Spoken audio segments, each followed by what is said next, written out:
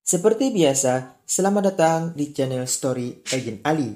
Kali ini Mimin akan membahas tentang animasi yang berjudul Sword Art Online Progressive Movie. Cerita ini berlatarkan tahun 2022. Jadi, selamat menonton.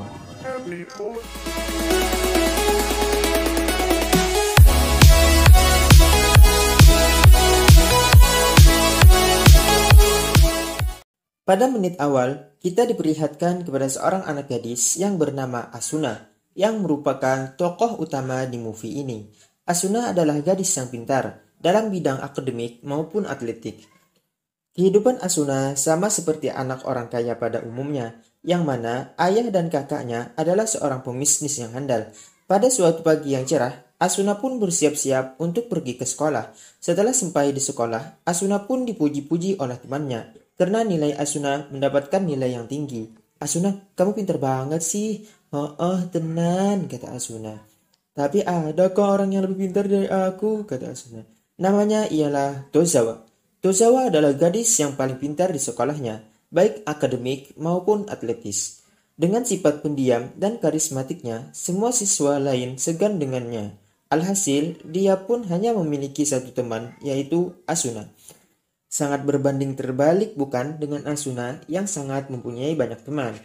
Pulang sekolah, Asuna dan Tozawa pergi ke atas gedung sekolah untuk bermain game bersama.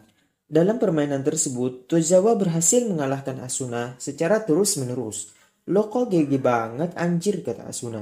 "Gue kan latihan terus," kata Tozawa. Singkat cerita, Tozawa pun memperkenalkan game berteknologi canggih terbaru yang akan segera dirilis. Game ini mampu membuat penggunanya masuk ke dalam game melewati arus otak.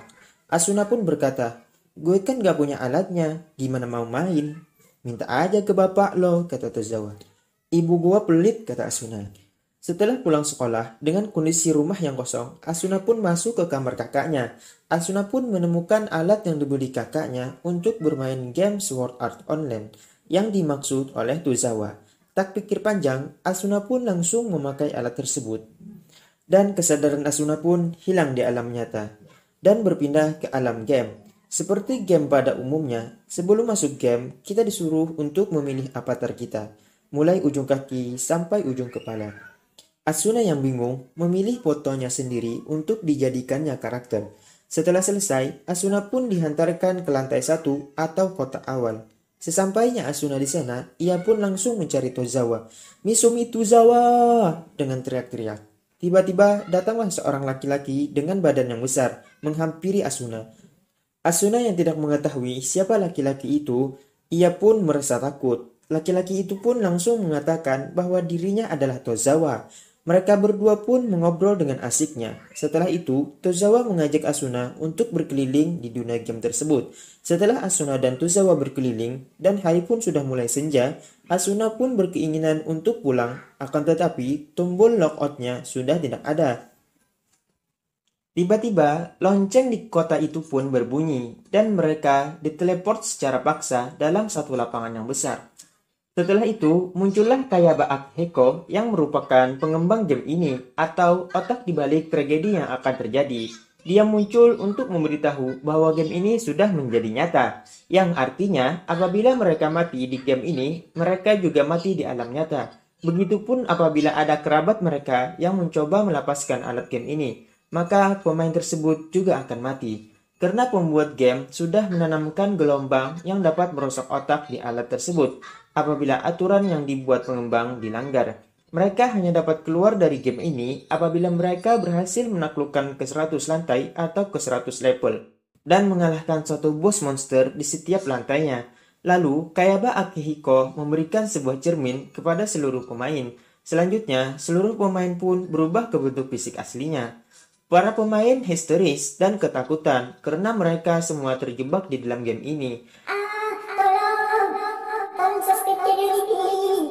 Di tengah-tengah keributan, Tozawa pun mengajak Asuna untuk mencari bab supaya level mereka meningkat agar mereka dapat menaklukkan game ini dan pulang bersama. Ketika sedang berburu bab, Asuna pun diserang monster dan hampir mati. Untung saja Tozawa langsung membantu. Asuna pun menangis karena ketakutan. Lalu Tozawa berjanji akan selalu melindungi Asuna sampai kapanpun. Hal itu pun dapat membuat hati Asuna menjadi lebih tenang. Setelah beberapa hari di situ, mereka berdua pun beradaptasi dan semakin lihai dalam memakai senjata mereka. Lanjut, saat mereka mencari item di salah satu goa, mereka mendengar suara pemain lain yang sedang menjerit. Mereka pun langsung mendatanginya. Setelah sampai, mereka hanya terdiam karena para monsternya sangatlah banyak. Mereka pun tidak dapat membantu dan para pemain itu pun langsung mati. Setelah itu, mereka pun pulang dengan penuh penyesalan. Pada hari berikutnya, mereka kembali berburu monster untuk meningkatkan level mereka di daerah pegunungan. Dalam perjalanan, mereka bertemu monster kecil yang bernama Nepenthe. Monster ini lemah. Walaupun lemah, mereka tidak pernah sendirian dan terdapat satu pantangan saat melawan monster ini, yaitu para pemain tidak boleh melukai Nepenthe yang mempunyai buah di atas kepalanya. Karena kalau sampai ia terluka, ia akan mengeluarkan asap yang dapat memanggil seluruh temannya. Mereka pun bertarung dengan lihainya. Setelah itu, Tozawa melihat salah satu monster langka yang mempunyai item langka. Tozawa pun langsung mengejarnya, dan pada akhirnya Tozawa berhasil mengalahkannya. Setelah itu, Tozawa langsung kembali ke tempat Asuna. Asuna yang lengah tak sengaja melukai Nepenthe yang mempunyai buah di atas kepalanya. Nepenthe itu pun langsung mengeluarkan asap. Alhasil, para Nepenthe lain yang mencium asap tersebut langsung berdatangan. Mereka berdua pun melawan para monster tersebut dengan sekuat tenaga. Tozawa yang tak sengaja menginjak batu yang rapuh akhirnya terjatuh ke bawah. Ya elah, masa jatuh ke atas? Asuna pun tertinggal sendiri di atas. Setelah terjatuh, Tozawa pun mencoba kembali ke atas untuk membantu Asuna. Di dalam perjalanan, Tozawa dihadang oleh para monster tersebut. Asuna yang sudah mulai kehabisan darah dan ramuan penyembuh akhirnya mengalahkan semua monster yang berada di atas. Akan tetapi, tiba-tiba datanglah monster besar yang mencoba memakan Asuna. Tozawa yang masih dalam perjalanan pun merasa panik karena monster yang mendatanginya tidak ada habisnya. Dia pun melihat ke atas monitor yang berada di atas kepalanya, dan Tozawa melihat bahwa Asuna sudah mulai kehabisan darah. Tozawa pun memutuskan untuk meninggalkan Asuna karena keadaan Tozawa juga dalam keadaan sekarat. Asuna yang mengetahui Tozawa meninggalkan dirinya, ia pun sangat sedih dan bertanya-tanya, "Kenapa? Why?" Setelah itu, Asuna pun hampir dimakan oleh monster tersebut. Tiba-tiba datanglah seorang anak laki-laki yang bernama Kirito. Ia berhasil membunuh monster tersebut dan berhasil menyelamatkan nyawa Asuna. Kirito memberikan map kepada Asuna agar Asuna bisa lebih mengetahui tempat-tempat yang ada di dunia game ini. Tak terasa, Asuna dan seluruh pemain sudah 3 minggu berada di game ini. Korban jiwa pun sudah mencapai 1.800 orang. Asuna yang mendengar hal itu langsung kaget dan sudah mulai pasrah tentang kehidupan dirinya. Seminggu kemudian, Asuna yang masih terperangkap di dunia game mencoba untuk membunuh seluruh monster. Dan dia sudah tidak takut lagi mati, karena dia beranggapan pada akhirnya semua orang juga akan mati. Asuna yang sudah mulai patah semangat untuk hidup bertemu dengan Kirito kembali. Kirito memberitahu bahwa ada pertemuan di alun-alun untuk membahas cara mengalahkan bos monster level 1 atau bos lantai 1. Mereka berdua akhirnya sampai di pertemuan itu. Tak lama kemudian muncullah seorang laki-laki yang bernama Diabel. Ia adalah seorang kapten yang ditunjuk untuk merencanakan pembunuhan bos monster level 1. Ia menjelaskan bagaimana cara membunuh monster tersebut, serta menjelaskan kelemahan monster itu. Ia juga membagi para pemain yang masih hidup dalam beberapa kelompok, dari kelompok A sampai kelompok Z. Sebelum besoknya mereka menyerang monster itu, para pemain pun bersenang-senang pada malamnya. Kirito pun mengajak Asuna untuk menginap di rumah Kirito. Awalnya Asuna tidak mau, tapi karena di tempat Kirito ada kamar mandi yang bagus, Asuna pun mengiyakannya. Kirito juga memberi item pedang kepada Asuna. Asuna juga bercerita tentang sahabatnya yang meninggalkannya. Kirito pun menasihati Asuna. Mungkin saja sahabatnya meninggalkannya karena terpaksa. Singkat cerita, keesokan harinya, mereka pun bersiap-siap untuk menyerang. Setelah sampai, mereka dihadang oleh bos monster yang berwarna merah. Para pemain pun sangat ketakutan, karena bos monster juga mempunyai anak buah yang sangat kuat.